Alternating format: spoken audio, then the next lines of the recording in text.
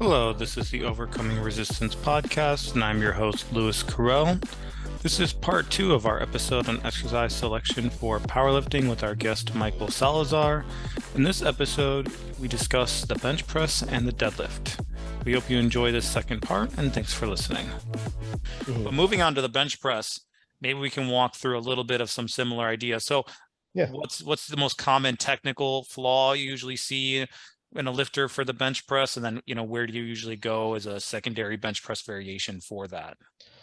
So bench press, a lot of times it's going to be overall control and execution, especially with more intermediate lifters, where I'll see they aren't controlling the bar and the eccentrics, and so they may lose an optimal bar path.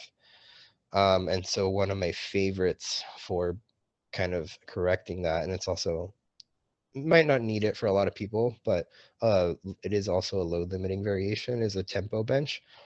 So same thing with the squat, I'll typically do like a 3-1-0. So what we really want to accomplish there is make sure that we're keeping the bar under control and we aren't sort of just letting it drop down, because it might be one of those things that in the short term, some people think that, letting the bar bounce up your chest may give you some initial boost to strength.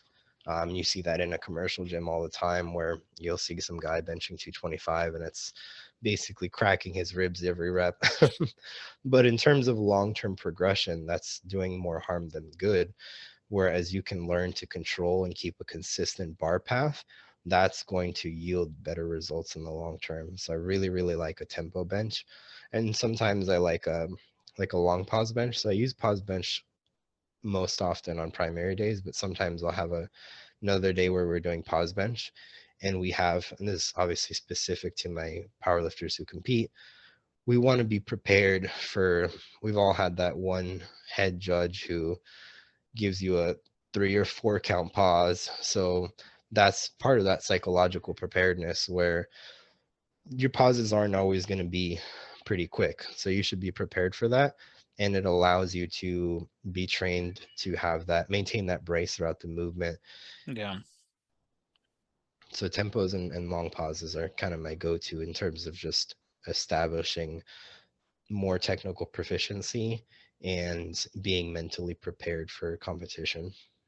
That makes sense. And the bench is the one lift, and this is how I always thought about it. It's the one lift where you have the most external equipment working. You have to work with it, right? Yeah. When you squat, there's a bar on your back and your feet on the ground. When you deadlift, there's a bar in your hands on the ground and then your feet Yeah. on the ground. There's really not a lot of external. But the bench press is the one lift where you have a lot of equipment because you're on a bench press, you're either set up or arched on the bench press. You have to take the weight out. There's a lot of areas where there can be like almost like leaks in the system where Yeah. things can go awry. The shoulders can come out a little bit. The arch that you worked hard to, the chest extension that you worked hard to set up can get lost. Yeah. Your leg drive, your connection to the bench can get lost. And so I could see both of those, the tempo and the long pause, giving the lifters time to slow down Yeah. and to ensure that they're not losing that. Because I've had many a bench press where force production wise, I'm strong enough to hit it. But a little bit of technical error by lowering too quick, I'm going to miss it. Yep. And nothing's more frustrating than knowing, hey, I'm strong enough. I just rushed it. Yeah. And I feel like the squat doesn't have it as much because you feel like you're going to get crushed. If you rush too much on the squat, there's a bar on your back. You feel gravity going with you. If you rush on a deadlift, you're just going to get out of position and lose it. But on the bench press, for some reason, people maybe with the bench behind them, they feel more confident to rush. And so I could see why that would be for sure the most common thing that you see and why you focus so much on it. Yeah. And It another makes a lot one of I sense. like is a close grip. Depending on how they already bench, but a closer grip than their competition lift is often going to be, not always, but sometimes another load limiting variation. And it comes with the added benefit of increased range of motion. So it helps with building more of that lean tissue and the pecs and triceps because of that, especially if someone, say, has a fairly wide bench grip. While they may be able to move a lot of weight, I'm sure we can agree that a very wide bench press grip with a high arch is not going to be conducive to building lean tissue. So having that secondary day where you have a more range of motion on something like a close grip can continue to reinforce building lean tissue in addition to whatever else we're doing accessory wise. Yeah, and it could probably help with strength off the chest too, because it's a Exactly. longer range. Hmm. And you're right. I mean, for sure, as somebody who historically benched with a wider grip and a very high arch, um, I didn't build any pecs from bench pressing that way. I mean, there was my range of motion was, I think I measured it once at like 7 inches. Okay. So yeah, close grips and other things, maybe feet up benching and other ones that take some of that arch away, extend the range of Yeah. motion. Great Yeah, for, something like a Larson press as well. extending the range, giving more strength off the bottom, building more actual muscle with that variation. Definitely good. Exactly. And another thing you mentioned too about people thinking the lowering quickly will give them some rebound. I've only ever seen that really work. Maybe you've seen it as well with really heavy guys, Yeah. Hmm. 275s and up, because their center of gravity, they're so heavy, they can Yeah. control where that bar goes with their body weight. But Yeah. the Hmm. lighter lifter you are, the more you're condensed, the more arched you are on a pad, the less that bar can move without it moving you. So you want to be in control of the weight. You don't want the weight to control you. If you're rushing as a lighter lifter at max loads, it's very likely that bar will probably get out of path. So having the ability Exactly. to slow down and control gives you control over where you want the bar to go. Where the bigger guys, I mean, Julius Maddox comes to mind. He's a Yep. very quick explosive, but he's also above 300 pounds. Yeah. So when he's benching, you know, he's above 300 benching in the higher sevens. What is that? Yeah. 50%, twice his body weight? It's some relative.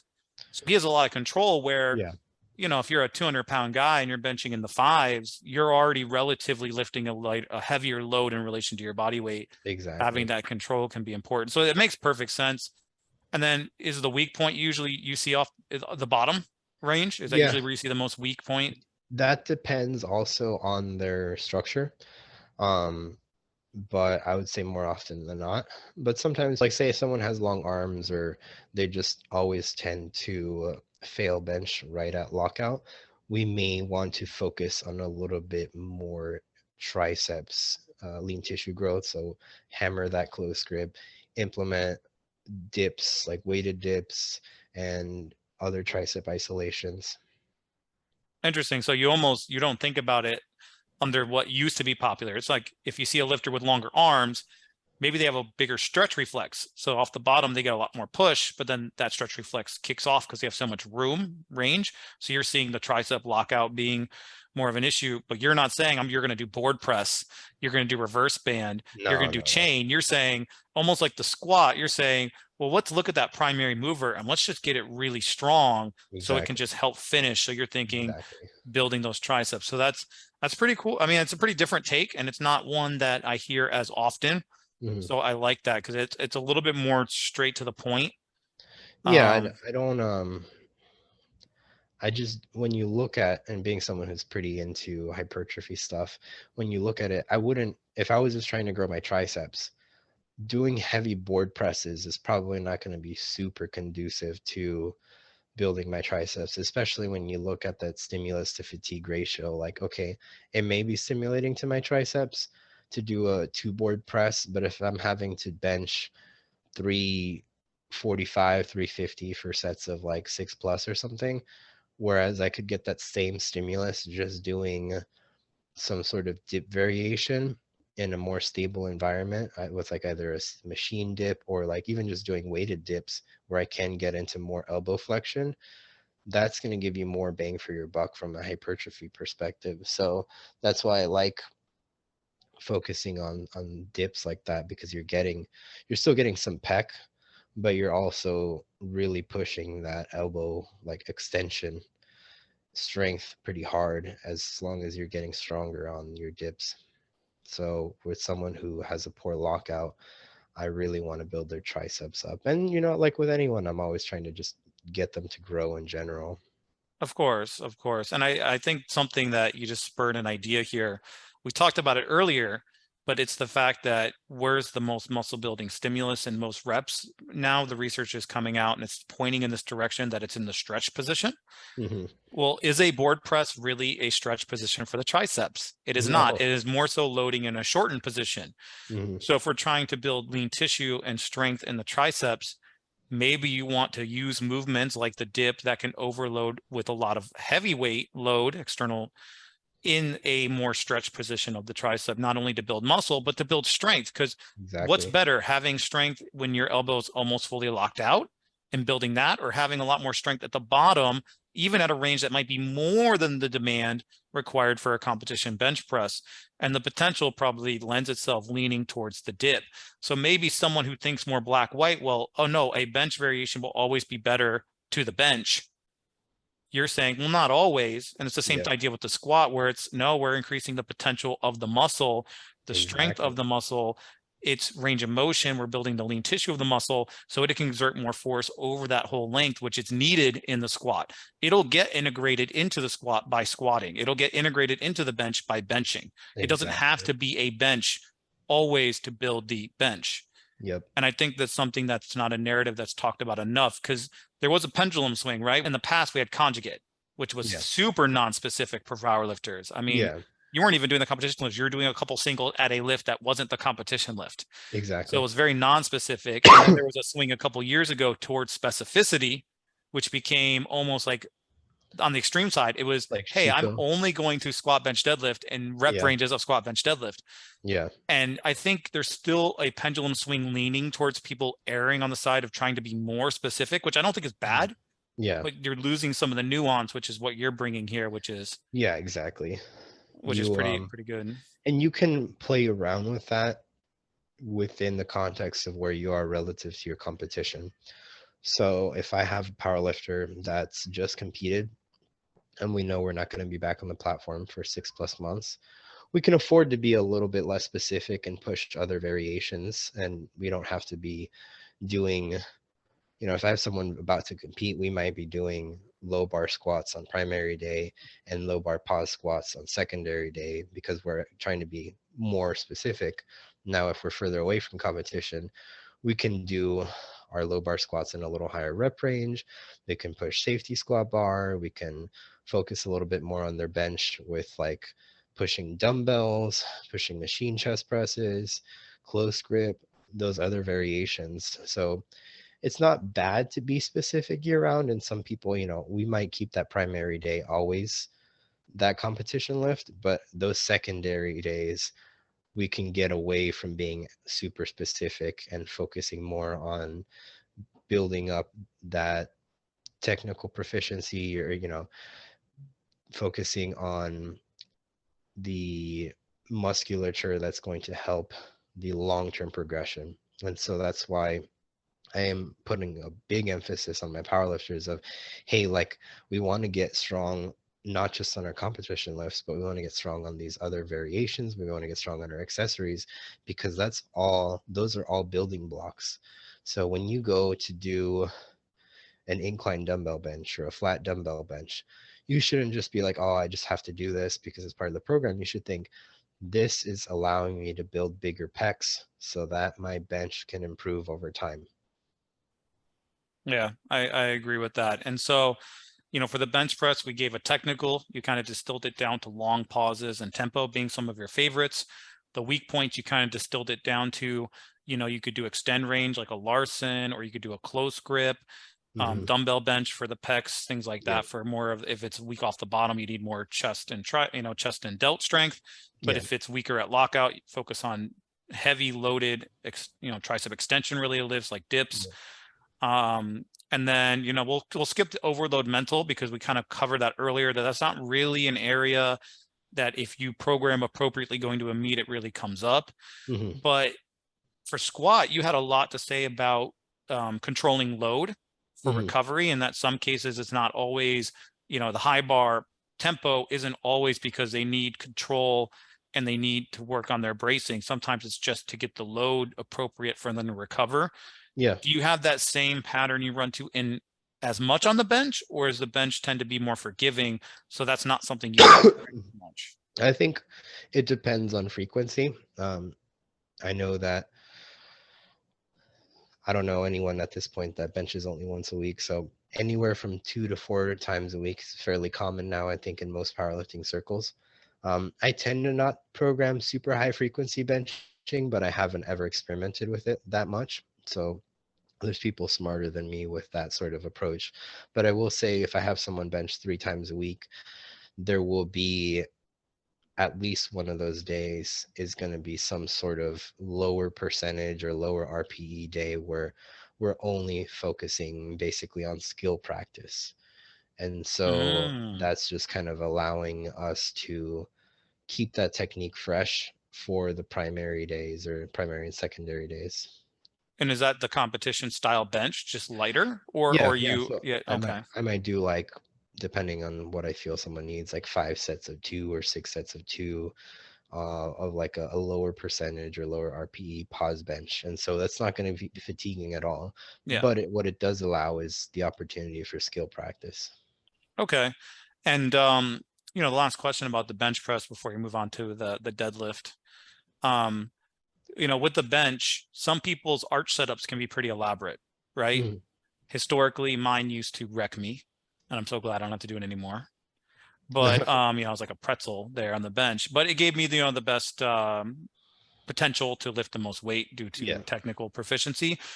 But for me, I always found it tough to bench a couple times a week because of the fact that the structural demand of being in that setup. Yeah. Do you, for any lifter that possibly has that, what would be your go-to secondary bench to kind of help omit some of that fatigue? Are you thinking Like a Larson. incline Larson's? Yeah, you're thinking Yeah. get the Yeah. feet Or up, get some of that yeah. demand off. Yeah. Yeah. Definitely like a close grip, not focused on arching or like a Larson press if I feel they need to be kind of forced out of that position. Um, but you could implement an incline barbell. I don't really use incline barbell that much. Um, but it's definitely not a bad choice. But I would say in that specific scenario, Larson would be my go-to just because it's getting them out of that super arch position. They might be able to have a little bit of an arch, but it's not going to be the same, obviously, Right. as with their feet planted. Well, yeah, because usually what's pinning you on the bench, creating that bending the ruler effect, it's the upper back with the load and then the feet. Yeah. You take the feet out and it just kind of the ruler flattens. You can't really. Mhm. Yeah, that makes sense. So okay, so the Larson. So because I'm sure that there are some lighter lifters who can put themselves in some pretty funky positions, and they're like, man, 3 times a week, all competition related setups. Well, no, Yeah. maybe you could think of That the could be Larson as being like a fatiguing. Yeah. secondary movement to help alleviate that. Exactly.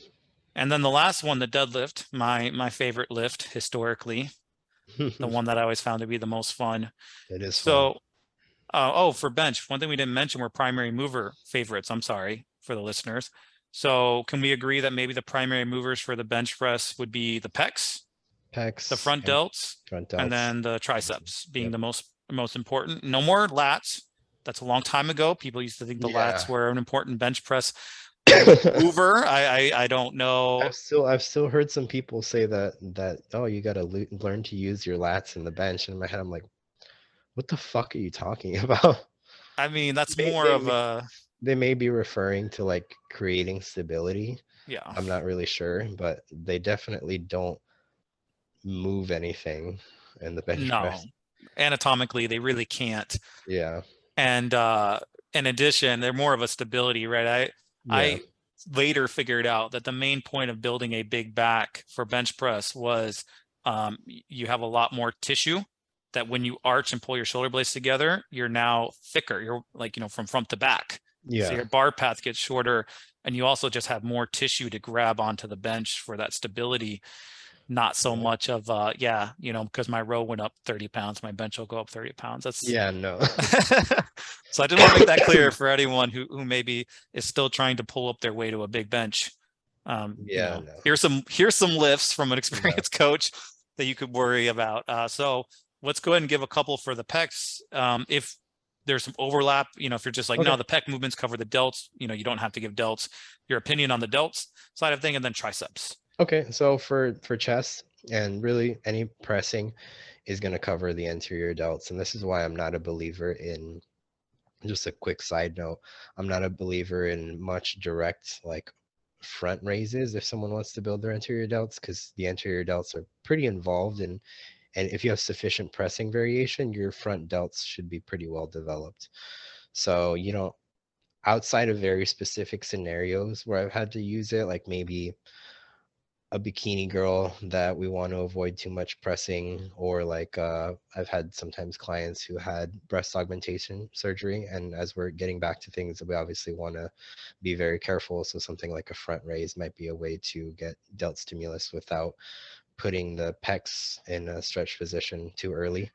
But outside of those scenarios, I'd say as long as you're doing sufficient pressing work, you're getting anterior delt work. So my favorites would be, um, if you have available, and it depends how strong someone is, good either flat or incline dumbbell bench. Incline is just gonna give us a little bit more anterior delt, and it can be a little bit of a load limiting variation. So say someone's at a gym where their dumbbells only go up to like 100s or 115s or something like that, and they're stronger than that, then we may just use incline and try to get strong on that.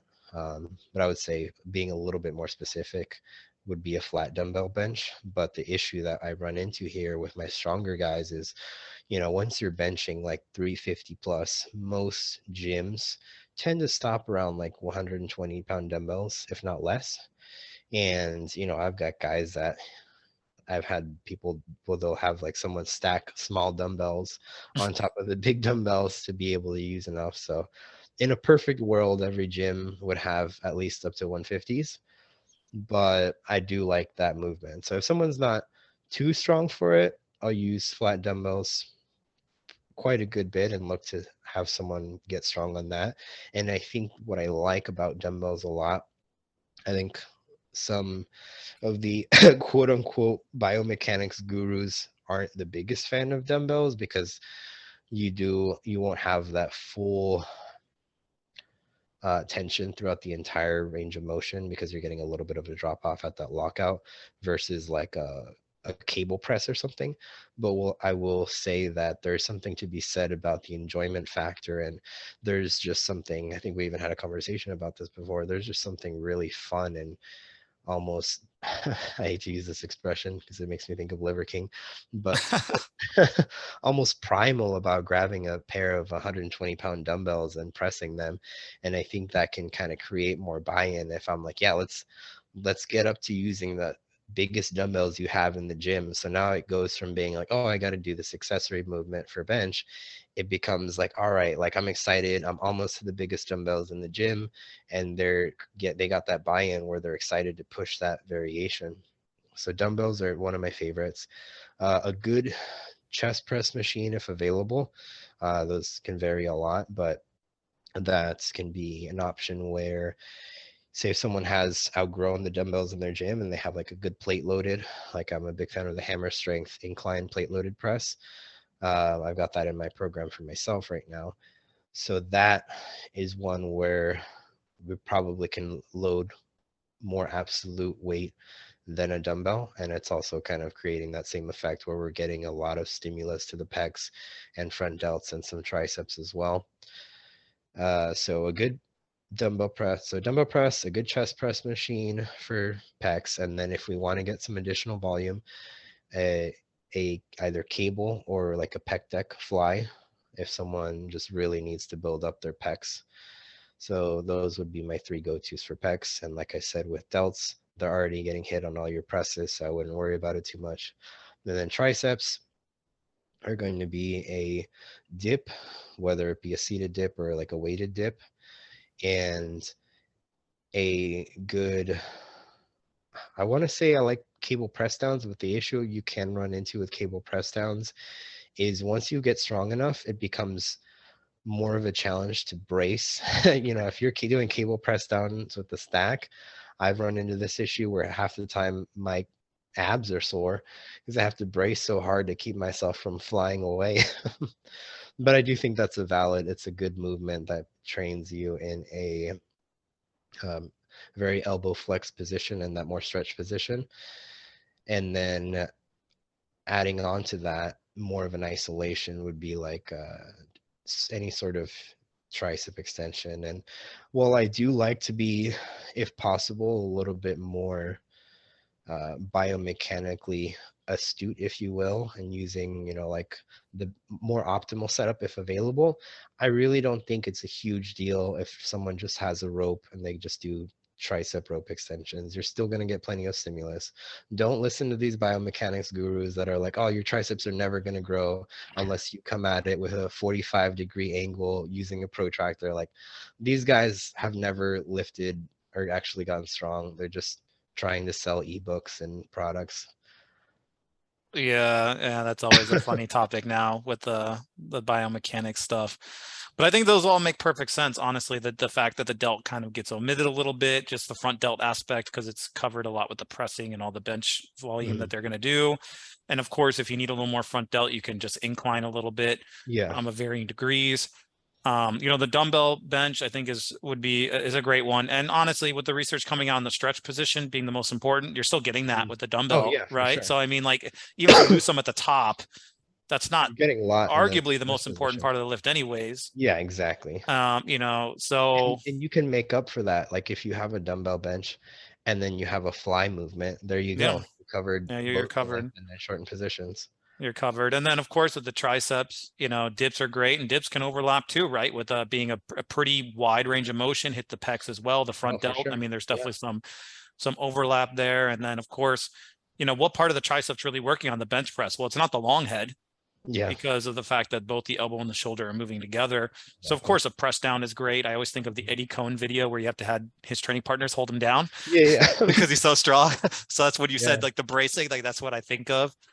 And of course, there's even some new research, again, kind of off on a side tangent, but the people who really do know the biomechanics, the people actually doing the studies, they've been Mhm. on a several interviews saying, yeah, all this talk is kind of interesting because you could be overstretched.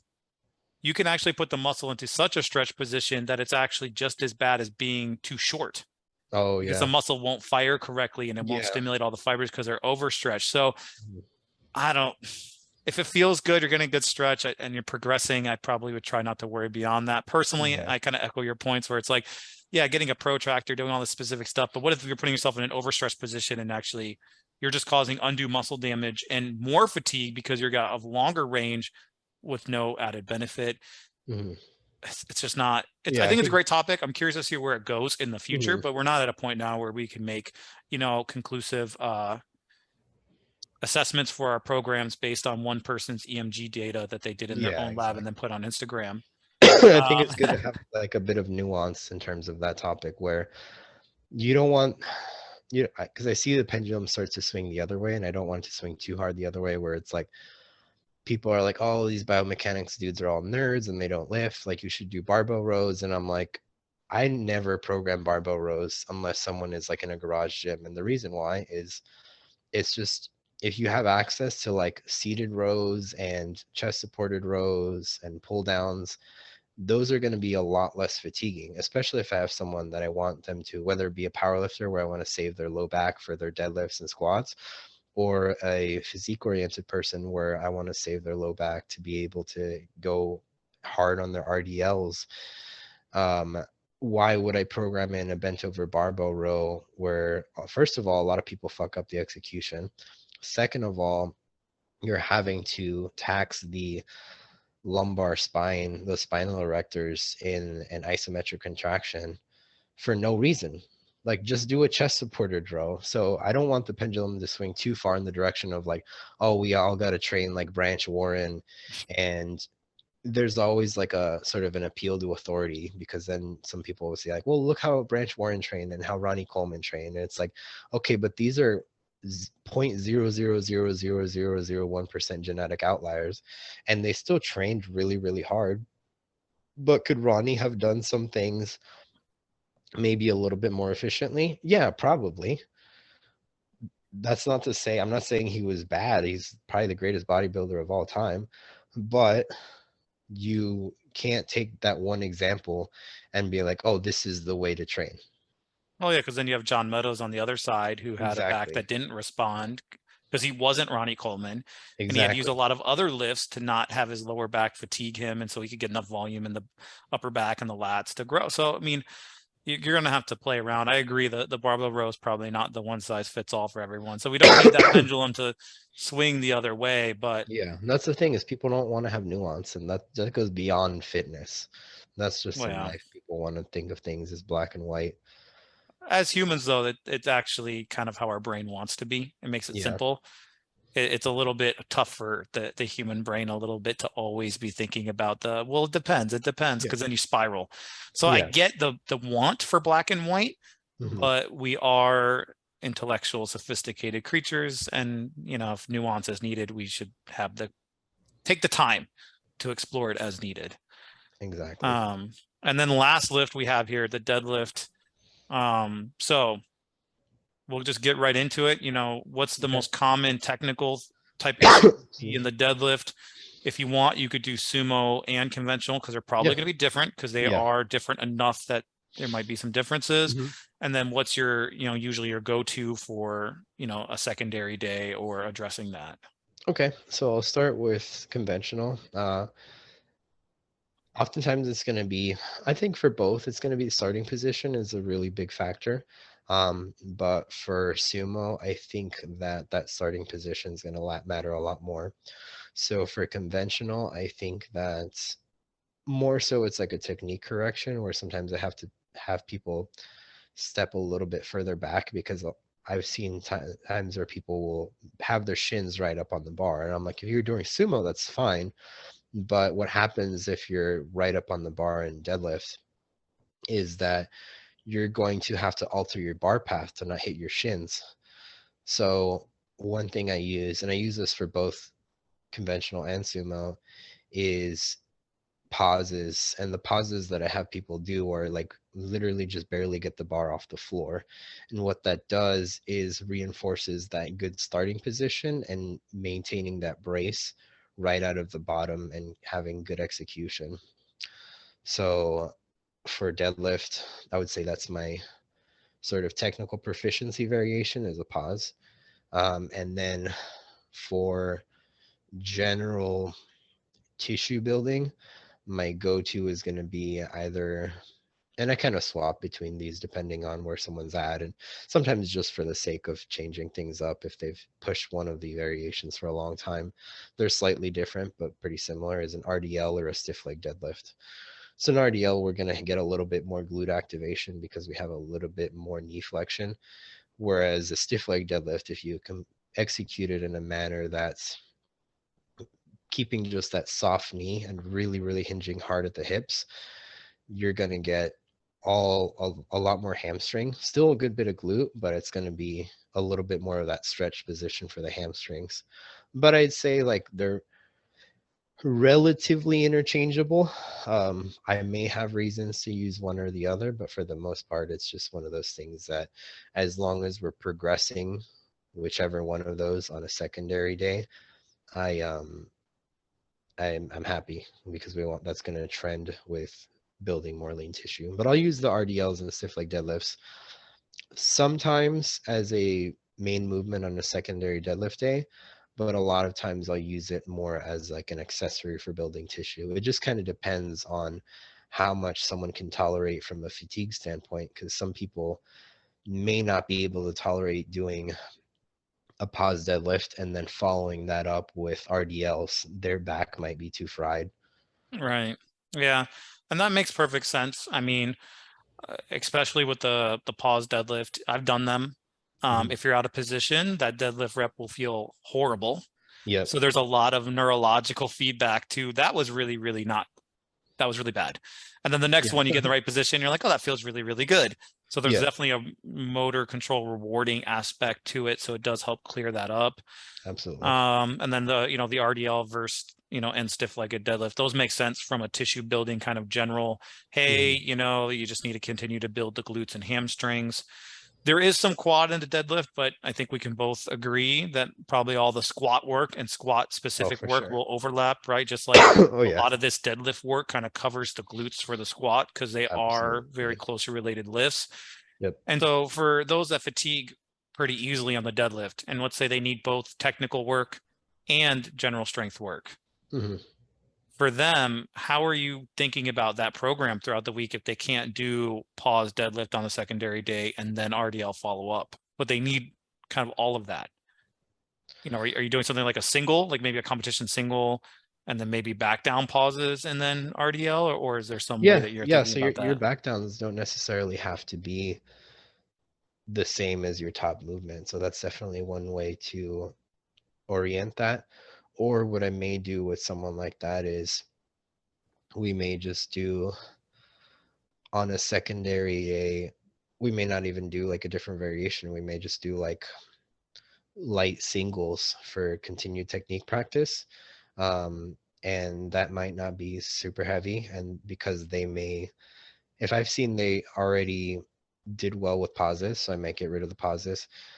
We may just have a secondary deadlift day where it's just a regular, their competition deadlift, but at a lower percentage and not very fatiguing. We're just getting that skill practice again. And then by keeping that light, it allows us to be able to push that RDL or stiff leg deadlift on that secondary day. So they're not going into those RDLs fatigued from doing too much of that main movement. So they might do like, let's say 5 singles at a fairly low RPE just for that skill practice. And then we're using that RDLRS stiff leg deadlift for our tissue building. Makes sense. It's kind of like a warm up for the day in a way as well. Mhm. Yeah. And then the RDL stiff legged deadlift kind of functions maybe a little bit more as that load omitting variation too, because it is Yeah. different enough and lighter by Yeah. default. So Hmm. so you kind of have that built in. So the deadlift is a little bit more straightforward, which is probably why it was my favorite. Hmm. But when they were thinking about the primary movers, of course, if you agree, we have, in my opinion, really it's kind of like that adductor again, but you don't have to really focus on it because the squat work and the deadlift work will cover a lot of that. You have the hamstrings and then you have the glutes. Yep. Being the primary movers, a lot of people will think about the deadlift as a back movement, but the back isn't moving, it's static, Yeah. I mean, I right? It's wouldn't say it's, isometrically working. yeah, I mean, there is going to be always some degree of lumbar flexion and extension, but it's, if your execution is good, it should be fairly minimal. And that's not something that I think you need to train too directly, because it's always going to get trained through just doing your deadlifts and your RDLs. And another variation I really like for getting um, targeting that tissue, and this is something I use also with people who may fatigue easily, is a back extension. I like back extensions for myself just for general hypertrophy, because you're a bit more stable because of the way that they're set up on that pad, and you can really load them up. What I do is I'll grab a barbell and then I'll just load it with like 25-pound plates, so that way it's not, because if you use 45s, it's going to shorten the range of motion. And then I'll just grab the barbell and hold on to it and then execute the back extensions. And so that's a good way to get a lot of additional hinging without it being quite as fatiguing as like more heavy deadlifts. Yeah, and it's very humbling as well.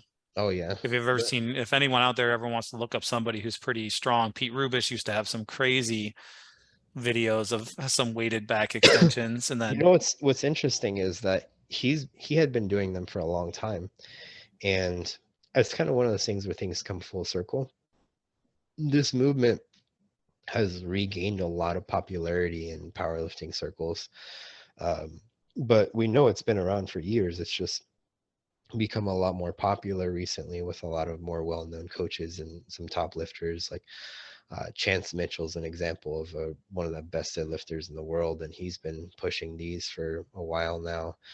But some people might, maybe some younger lifters might see that and be like, oh wow, like Chance came up with this. Like, no, this has been around. It's just sometimes, people kind of forget about something and then it gets repopularized. Same thing with the weighted dips. Weighted dips have been around for eternity, but they've become a lot more popular recently as a really good bench variation, or a movement to help build the bench.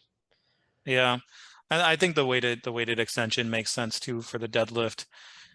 Definitely. And you're right. I mean, the static strength of the back, whether it's the thoracic or lumbar, does get trained a lot just through deadlift and its variations, plus all the squats. right? We can't ignore that those same tissues have to stabilize in the squat too. So you're definitely getting it through both lifts. But then that just leaves the hamstrings and the glutes being the main primary movers that you would be programming some Yeah, type of muscle building work for. And for what are sure. some of your go-tos? I mean, the RDL and the stiff leg deadlift as a secondary day Yeah. covers a good chunk of that, but are there some other lifts besides the RDL, stiff leg deadlift, and back extension that you Yeah. think about putting in there too? I'd say for general tissue building, if someone has access to a quality seated hamstring curl, that's probably one of the best hamstring builders that you can do. And the reason why seated, there's actually some research that shows that seated had higher activation than lying leg curls. And I would assume that's because you're just in a more kind of locked in and stable position. Because with the lying leg curl, I mean, you can kind of pull yourself into it, but a lot of times people have a tendency to kind of use their low back a little bit, especially as loads start to get heavy. Whereas a seated hamstring curl is difficult to kind of cheat. So you're kind of locked in because of the different pads, and it really forces you to use 100% hamstrings. And so that's one of my favorite muscle builders for the hamstrings. But if someone only has access to like a prone lying leg curl, then that's also perfectly suitable. It's just that my preference would be a seated hamstring curl. And if I feel someone needs a lot of hamstrings, I may program them both on different days. So I might have someone do seated hamstring curls on the primary day and lying leg curls on the secondary day, just so that we are getting that direct hamstring stimulus twice a week if I think they can tolerate it. Yeah, and I think there is some slight differences. Like you mentioned, it might just be the stability component, or it might be the fact that for a lot of people, if they're not very flexible, getting into the seated leg curl machine might almost mimic like a seated stretch, like a sit Yeah. and stretch. And Hmm. so the hamstrings are more stretched when they're Exactly. contracting. And I would imagine that there might also be some slight differences on the way the tissues get affected. So doing both or switching them from time to time would Hmm. make sense. Now, one thing I didn't hear you say, because you were pretty straightforward with how you train the deadlift, it used to be popular a lot. The reverse hyper and the glute ham raises. You Oh you you yeah. shy away. Those used to be really, really big. Or have you not found really the need that the other things just tend to cover those bases? And Yeah, I think they do. And like I've used glute ham raises. Um, they have a little bit of a different force curve. So it's going to be a little bit more hamstring, if I remember correctly. I haven't done them in a while, but the way that it is that the 45-degree back extension is going to be of a different point of where the lift is harder.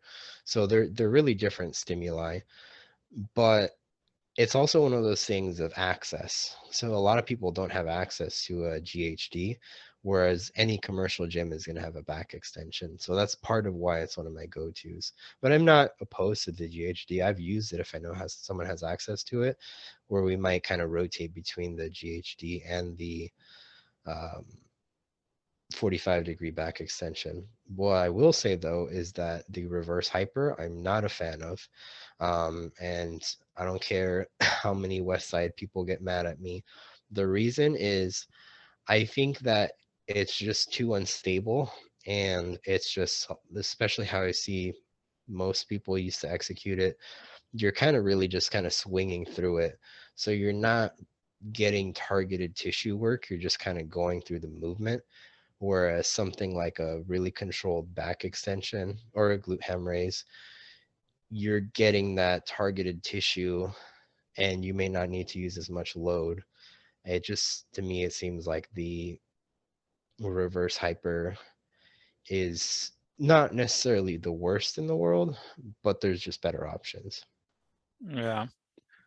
Okay, I just thought I would mention it. I remember back when, me and you were competing Oh, yeah, together and yeah. we trained together, Oh, those were for very sure. popular Mhm. movements that were done fairly often. And in Even then, today's though, climate, it's not nearly, even people who yeah, have access to that equipment, I see them don't use it. tending to Yeah. not use it. Yeah. Even then, I remember thinking like this. It never felt like right to me, if that makes sense. I'm like, I have so much momentum, and like I'm like hanging on this pad, and like I just didn't feel stable and locked in, and I didn't even know half of what I know now. But innately, there was something in me that I'm like, this just doesn't feel as good as I would assume it should be based off of the hype.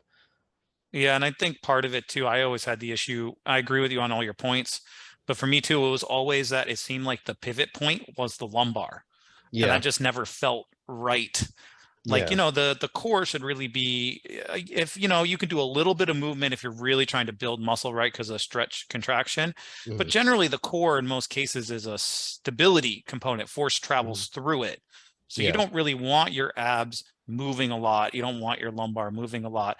And the reverse hyper, it almost had a pivot point on the lumbar, which never felt right. A 45-degree back extension, you can put the pivot point on the hips. So the hmm, glutes are the things, stretching, and the lumbar can still function primarily as a stability component. But the way most reverse hypers are built, it seemed like the lumbar was the pivot point, and that just never yeah, felt great. yeah, exactly. Just, and knowing more now too, I didn't know as much as back then, but knowing more now about the function of those muscles and really what they should be doing most of the time. Hmm. And you don't really want them being the main stretch contraction Yeah, no. component, especially on a movement with a lot of force, and then there's a swing. Um, Exactly. yeah, maybe not ideal. But so we got through the 3 competition lifts. You kind of gave an overview of some of your favorites, why you pick them, Hmm. and kind of what you think about when coming together. So that can help a lot of people, especially intermediates or experienced people who maybe just need some ideas, some framework. They're past that point of just kind of squat, bench, deadlift. They need to think a little bit more about what they're doing and why. Are there Yeah. any last comments you have about the topic of exercise selection for powerlifting? You just kind of want to let the listener know that we didn't talk about yet? I think we covered pretty much everything. I'd just like to kind of reiterate the point that it's it's really a long game, and you have to think about long-term development, and that's why I always prioritize thinking of, okay, we're trying to build tissue, and kind of taking pride in getting stronger in that accessory work. Like, you shouldn't only be thinking, oh, my squat, bench, and deadlift are coming up, or the very close variations. Like, even your rope tricep extensions should be getting stronger over time, because we know that that's an indicator of more lean tissue. So really focus on just continuing to grow. And if you're young, then know that if you really, really want to develop to your maximum potential, you're probably not going to be in the weight class that you are in now in 3 to 4 years, or at least I don't think you should be. Yeah, that makes sense. And one thing I will say for myself that you said off air, and I do agree with, is that there's a lot of ways to put together an effective powerlifting program, right? You've Yeah, talked about some frequencies that you like and you have experience with, but you acknowledge that, say, for the bench press, there's some pretty smart and successful coaches who use 4 times a week benching. yeah, Now, what that can do is that can limit the amount of volume they can allocate to other things like yeah, accessory movements and other variations if they're absolutely. benching 4 days a week. But one thing that can't be overlooked is in that long-term conversation is enjoyment and buy-in. Yeah, And that's something you said to me off air, which I do agree with as a thought point that, yeah, part of not always using only competition lifts. Now, could you be a really good bencher and mainly use bench variations? hmm, There's been people who have, for yeah, sure. for It sure. can be done if you have the structure to tolerate that load of benching, and you don't have that wear and tear and fatigue limiter. You Hmm. can do it. But what if you don't really love to bench press that much? Well, now we have an Exactly. enjoyment buy-in aspect where things like weighted dips, dumbbell press, pec flies, maybe you got a little bodybuilder in you at heart, Exactly. and some of Mhm. that creates some enjoyment. So it doesn't have to be the layout you've given, probably, it doesn't have to be this. If you like a little bit more competition specific work and you can tolerate it, that's okay as long as you're making progress. Yeah, And if you like a little bit less, and you're still making progress, that could be okay too. But the big thing is there's a spectrum of where this can be. And we need to also factor in enjoyment and longevity. You absolutely. told me that you would drive you nuts if you only did competition specific variations for months and months and months on end. Oh, yeah. Having some of that variation, some of that different stuff creates fun. And that's Yeah, important because that makes you go in each day, makes you excited to train, and gets you exactly. lifting for the next 5 to 10 years it'll take to put Mhm. up your best total. Exactly. Right. So that's one thing I did want to touch on that we talked about off air, Yeah. is that it's another one that we talked about each time we've had a conversation, which I enjoy, but it can get lost. Yeah, it's about the long game really if you want to go far. Because if you get burned out and you're doing squat, bench, and deadlift only for 6 months, some people might be like, all right, I'm done with powerlifting. And we've seen it. How many times have we seen people who came into the powerlifting scene, did a couple meets, were super, basically made their whole personality powerlifting for a year, and then they never lifted again. Yes, and to fall back on that too, I mean, powerlifting is a pretty safe sport. I mean, arguably, Mhm. I think bodybuilding is like the safest from an injury risk, but powerlifting's Yeah, not far behind. It's yeah, pretty exactly. safe, Hmm. but injuries can happen. Yeah, And if you are only squat, bench, deadlift, and you've got all this tied up, if you get an injury in which you can't do those lifts, are you just not going to train, or are you going to feel like you're not making as much progress because you have to do variations that are like more bodybuilding centric? yeah, that's a really You good know, point. if you keep a broad spectrum and the fact that it's a sliding scale mindset, if Hmm. something comes up and, oh man, my shoulder's really tweaked, I can't do any barbell bench, but man, dips are okay, dumbbell presses are okay, some machine presses are okay, man, you can still do that for 6 months, let that shoulder heal and come back, reintegrate that new tissue into the bench, get your technique back up Exactly. and make progress. And for someone who's only squat, bench, deadlift, they might just not press, Yeah, right? Or they might just quit everything. One injury could be the downfall of the athlete. yeah, Crazy potential. 10 years from now, you could be putting up national level totals, be it, USAPL nationals, do all the great. But yeah, because you got an injury and you couldn't squat deadlift, you quit two yeah. years in. Hmm. And so having that ability to adjust, slide, scale, and move around via different modalities, I think is important from the long game Absolutely. too. That's a great point. I've gotten hurt a lot, and having that background with bodybuilding stuff, being able to know that it still can be beneficial, still have the buy-in, still work around. I've Hmm. come back from plenty of injuries during powerlifting and always better Exactly. afterwards. It was Yeah. very rare I'd come back and be like, man, it's ground zero if Yeah. I was still doing something to build those tissues. 100%. So, there's enjoyment, and then there's also the ability to be flexible because you never know what can happen in the long game. That's a really good point. Absolutely. And Yeah. I'm You sure want you've to had be more. athletes who you've run into that too, where you're like, hey, we got to step away from the bench. And they're like, no, I'm a Yeah. powerlifter. And you're like, it's okay. Hmm. Your machine press went up 50 pounds. We're good. Yeah, exactly. And that's one of those things where that technical proficiency, it's always going to come back. So if you have to avoid barbell benching, for example, for a little while because it's causing shoulder discomfort, but you feel perfectly fine with dumbbells and machine presses and doing your tricep work, well, if you get a lot stronger on those and come back to bench feeling healthy again, you may have a few sessions where you feel rusty, but you may blow past your old benches if you've made a ton of progress on those other movements. Because I think one thing that we didn't talk about, and this is how I always felt, technical proficiency and getting the nervous system integrated isn't that long of a game. No. Once you're pretty good at the lifts, it's kind of almost like riding a bike, is what you're Yeah. saying. You're a little rusty, but it'll come back. Yeah. Once you're nervous, the nervous system getting ramped back into the lifts within 6 months, you're back there for most Oh yeah. people. You're back in it full fledged. Yeah. But the long game is the building the tissue. So if Exactly. you can always build tissue as a powerlifter, no matter what other thing comes up, adversity, well, pandemic, where you don't have the Yeah. same equipment, or you're traveling for work, or whatever it may be, if you're still building tissue, you're still in the long game, right? I Yep. mean, that's how I always felt. And if you agree, 100%. Yeah. yeah. So, a lot of different points here, but there's definitely some things that you talked about that I think are great for those they have all their powerlifting equipment, they got all their access, they're in the middle of doing meets on and off seasons that aren't that far apart. Hmm. Everything we talked about in the specifics of exercise selection, I think is great information, but I think it's really good that we just echoed, hey, it's a sliding scale. Don't be afraid to try new things. If something comes up that prevents you, as long as you're still building tissue, you're still a powerlifter. You're still in it. Exactly. I mean, we can say that for ourselves. I haven't competed in a number of years, but if you're Oh still building yeah. tissue, I could always Yeah. return. It's not off the table. Yeah, I don't deadlift very much anymore.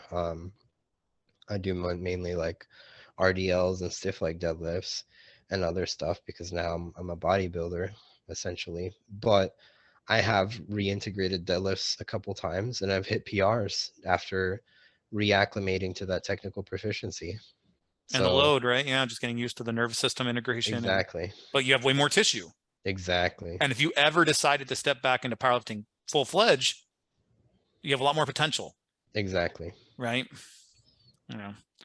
So I think it was a good talk, man. I really appreciate you taking the time. I will link, as always, everything Thank you in very the much. notes so people know where to find you and they know where to keep up with you. Awesome. Thank you. And I hope to have you back on again soon. Appreciate it. Thank you all for listening. If you enjoyed the episode, please leave us a rating and review wherever you are listening, if you are listening to the audio-only version of this podcast. If on YouTube, please like, comment, and subscribe. Please let us know if you did or didn't like the episode, and all feedback is helpful. We will be releasing another episode 2 weeks from now. You can find us at Overcoming Resistance on YouTube and at Overcoming_Resistance on Instagram. Have a great day and take care.